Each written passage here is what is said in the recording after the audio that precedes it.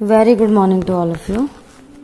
आज मैं आपके लिए lesson number 22 of 8th class that is importance and principles of secularism, इसमें हम इसका महत्व और इसके सिद्धांत पढ़ेंगे। सेकुलरिज्म, सबसे पहले तो सेकुलरिज्म होता क्या है? सेकुलरिज्म का मतलब होता है जब ऑल रिलीजन्स आर इक्वल, मतलब सारे रिलीजन्स को इक्वल माना जाए, चाहे वो हिंदू है, चाहे वो मुसलमान है, चाहे वो सिख है, चाहे वो ईसाई है, all religion are equal. Let's start the lesson.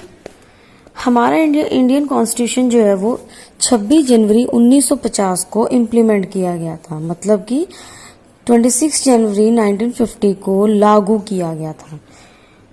बहुत सारे प्रिंसिपल्स को फाइनलाइज करके फिर ये कॉन्स्टिट्यूशन बनाया गया।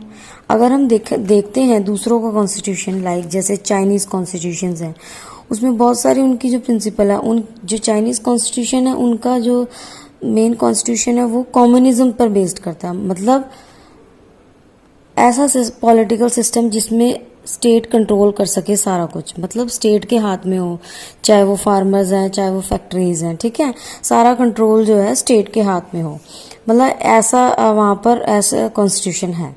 अगर हम बात करें अमेरिकन कॉन्स्टिट्यूशन की, तो जो अमेरिकन कॉन्स्टिट्यूशन है वो लिबरल कैपिटलिज्म के ऊपर बेस्ड है, मतलब कि वहाँ पर लिबर्टी जो है लोगों को है, एक्सप्रेशन का, थॉट्स का अधिकार है, राइट टू फ्रीडम का अधिकार है, इक्वालिटी ऑफ लॉ है, जो एक के लिए है वो सबके लिए है, इस तरह का वहाँ पर कॉन्स्टिट्यूशन है।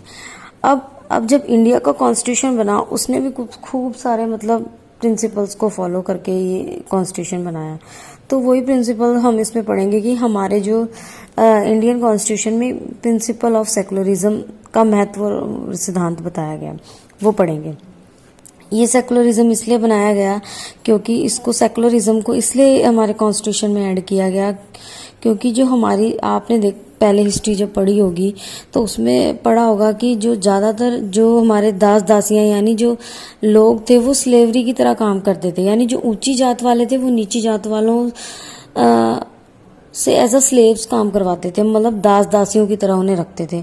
तो इस को लेकर जो है रिलीजन को इसमें कॉन्स्टिट्यूशन में ऐड किया गया है सेकुलरिज्म को, कि सारे रिलीजन्स जो हैं वो इक्वल हैं, कि कोई भी रिलीजन को लेके या कास्ट को लेके भेदभाव ना हो, कि ये सिख है, ये ईसाई है, ये मुसलमान है, ये हिंदू है, इस तरह का कोई भी इनइक्वालिटी ना हो। उसके बाद हम पढ़ेंगे transformation of principles of constitution into laws. जो प्रिंसिपल ऑफ इंडियन कॉन्स्टिट्यूशन है उसमें आता है sovereignty, secularism, right to freedom, equality, universal brotherhood and national unity and democracy. इस चैप्टर में हम इन्हीं के बारे में पढ़ेंगे। सबसे पहला है सॉवरेनिटी। इसका मतलब होता है control of own government, all मतलब कंट्रोल करना, ऐसी पावर होनी चाहिए कंट्रोल करने की कि the power that a country has to control its own government, कि अपनी गवर्नमेंट को वो चला सके। उसके बाद है सेकुलरिज्म, वही कि ऑल रिलीजन्स आर इक्वल, कि सारे जो रिलीजन हैं वो इक्वल हों। उसके बाद है राइट टू फ्रीडम, मतलब स्वतंत्रता का अधिकार है। उसके बाद है इक्वालिटी समानता का अधिकार। यूनिवर्सल ब्रदरहुड मतलब भाईचारा होना चाहिए, अगर एक पर्सन है दूसरे पर्सन के बीच में भाईचारे का होना चाहिए। उसके बाद है नेशनल यूनिटी एंड डेमोक्रेसी, एक नेशन का दूसरे नेशन में यूनिटी होनी चाहिए, मतलब आपस में एंटीग्रेशन होना चाहिए, मिलाव होना चाहिए। और डेमोक्रेसी होनी चाहिए, यानी राइट टू वोट, जैसे जिसे हम बोलते हैं कि एक पर्सन एक वोट दे सकता है। अडल्ट फ्रेंचाइजी का जो राइट हमें मिला हुआ है वो सारा डेमोक्रेसी के अंदर आता है, कि हम अपने द्वारा डिसीजंस लेकर सरकार को चुन सकते हैं। उसके बाद पहला हम पढ़ेंगे इसमें जस्टिस। जस्टिस में क्या होता है? इस जस्टिस का मतलब होता है न्याय होता है। न्याय काफी तरीके से इंक्लूड है, like social, economic and political justice, कि सबको जो है सोशल जस्टिस मिले, इकोनॉमिक जस्टिस मिले, पॉलिटिकल जस्टिस मिले। सबसे पहले हम पढ़ेंगे सोशल जस्टिस। सोशल जस्टिस क्या होता है? Social is related to our society, मतलब सोशल जस्टिस मिले, लाइक किसी के साथ भी कोई भेदभाव नहीं होना चाहिए। Will be no discrimination on the basis of caste, creed and colour. मतलब किसी भी लेकर, किसी जाति को लेकर कोई भी भेदभाव नहीं होना चाहिए सोसाइटी में, यानी social justice. Second, economic justice. Economic justice होता है यानी इकोनॉमिकली, यानी रिलेटेड टू मनी, कि इक्वल में पे for equal work. For example, एक ऑफिस में एक लड़का काम कर रहा है, उसी सेम ऑफिस में एक लड़की भी काम कर रही है, सेम वर्क दोनों कर रहे हैं, बट उनकी जो इनकम है यानी उनकी जो सैलरी है वो अलग अलग है। तो ये डिस्क्रिमिनेशन हुई है, बट ऐसा नहीं होना चाहिए। अगर सेम वर्क है, सेम अपॉर्चुनिटी है, तो सेम ही पैसा मिलना चाहिए, यानी इक्वालिटी दोनों को मिलनी चाहिए, इक्वल अपॉर्चुनिटी दोनों के लिए होनी चाहिए। उसके बाद सी, जो थर्ड आता है इसका, वो है पॉलिटिकल जस्टिस। पॉलिटिकल जस्टिस का मतलब होता है कि पॉलिटिकली भी जस्टिस मिले, like right to cast vote, उसे वोट देने का अधिकार हो। अगर 18 या 18 साल से ऊपर है तो उसको वोट देने का अधिकार है, वो सबके लिए है, चाहे वो एक गर्ल है चाहे वो एक बॉय है, यानी कोई डिस्क्रिमिनेशन पॉलिटिकली भी ना हो। हर एक इलेक्शन में वो मतलब भाग ले सकते हैं, बढ़ चढ़ कर आगे आ सकते हैं, पब्लिक ऑफिस को होल्ड कर सकते हैं, गवर्नमेंट को क्रिटिसाइज कर सकते हैं, पॉलिटिकल पार्टीज बना सकते हैं, राइट टू पिटीशन का भी उनको अधिकार है। फ्रीडम।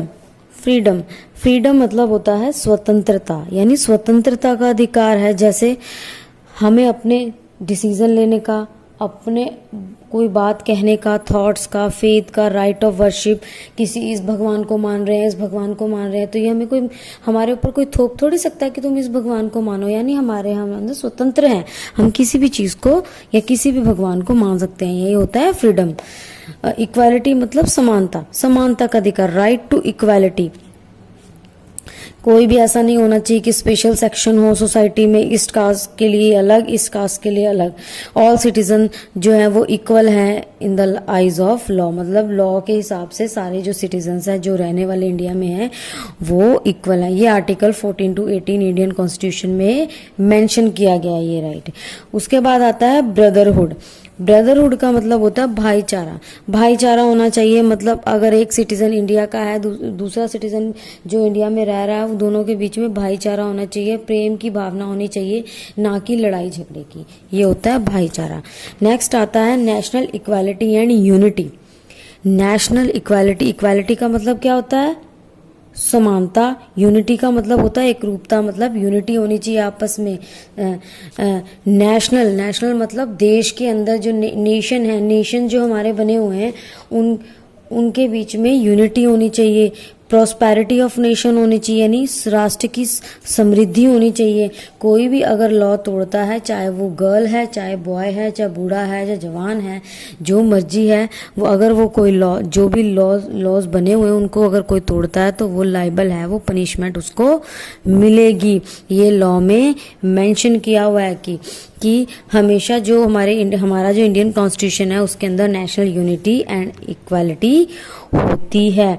बट अगर हम वैसे अगर देखें, we still discriminate on the basis of, still जो है लोग जो है डिस्क्रिमिनेट हो रहे हैं कास्ट को लेकर, कलर को लेकर, क्रीड को लेकर, कम्युनिटी को लेकर, रिलीजन्स को लेकर हो रहे हैं ना।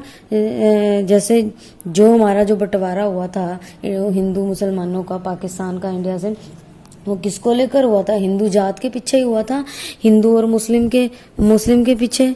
तो इस चैप्टर में हमने यही जो बेसिक प्रिंसिपल्स पढ़ी हैं, like justice, freedom, equality, brotherhood, national unity and equality, यही है इस चैप्टर में। Thank you so much. इसकी जो नेक्स्ट इसकी जो एक्सरसाइज है वो नेक्स्ट वीडियो में शेयर करूंगी आपसे। Thank you so much.